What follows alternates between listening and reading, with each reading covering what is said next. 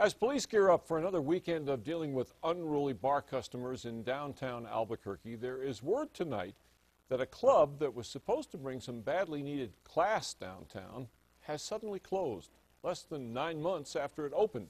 And its employees say they haven't been paid in weeks. News 13's Katie Kim is live downtown. Katie.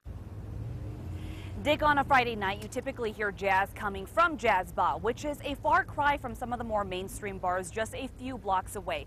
But as you can see tonight, the curtains are drawn, the doors are closed, and it is expected to stay that way. It's such a neat place.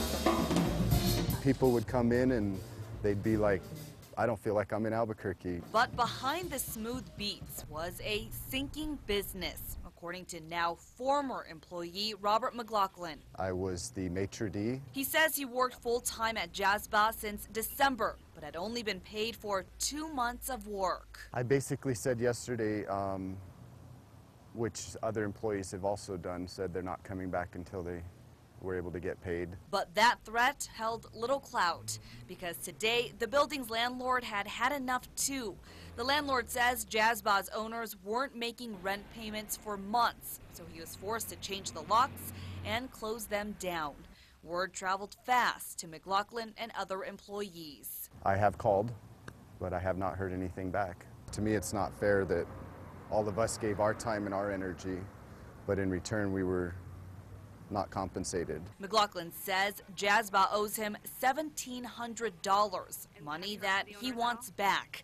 But finances aside, he says Jazzbah was a gem in the middle of an at times rowdy downtown, and he's sad to see it go. We're enough off of that beaten path that they could park next door, come in, not have to worry about that downtown crowd getting crazy.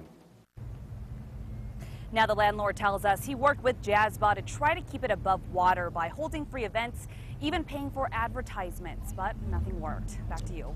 All right, Katie, we called Jazzbah's owners to find out why their bills have not been paid and employees have not been paid, and they did not return our calls either.